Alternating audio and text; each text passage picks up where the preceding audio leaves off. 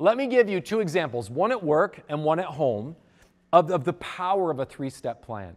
Actually, I'll start at home because years ago, I remember our family took some time off and we lived for an extended amount of time in New Zealand. And my kids were small at that age, but every day we'd try to do some new family adventure. Now, my son is very risk adverse. My daughter will do anything the moment you ask. When we were going on a hike one day, I remember saying, okay, we're going to cross this stream and then my son stopped me there. My daughter's already crossing the stream. But my son said, no, Dad, first of all, this isn't a stream, it's a river.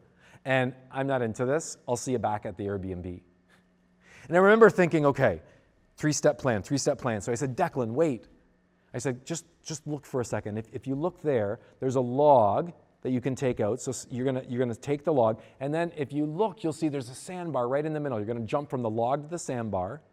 And then there's some stepping stones at the end. You're going to go from the sandbar to the stepping stones. You're going to go from the log to the sandbar to the stepping stones and you're through. And he goes, oh, I can do that.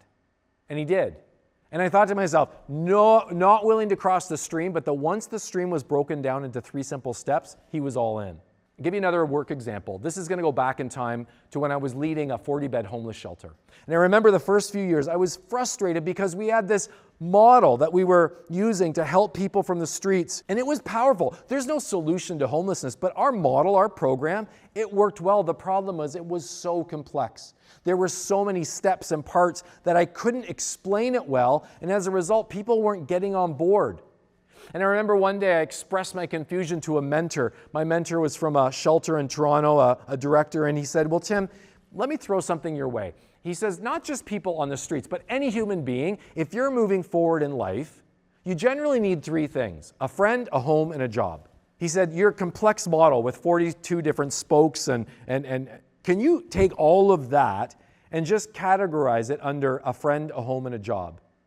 And what was interesting is we realized that a friend in our homeless shelter meant not a caseworker, but connected to a person who knows you by name, a volunteer who builds real relationship. A home may not be a place that you own, but it's a place that ultimately you feel safe and secure, and it's yours. You know, a job may not be gainful employment, but it's an opportunity for you not just to take, but to give back. And I realized that all 47 parts of our model would come under a friend, a home, and a job. So that day we said, okay, there's our 3 steps.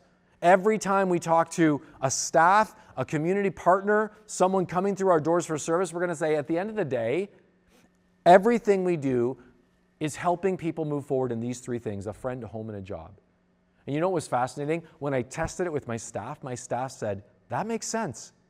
And then more importantly, when we tried this 3-step plan with the friends who were coming through our doors from the streets looking for service, they started to get their head around it. They started to move forward in ways that we'd never seen before.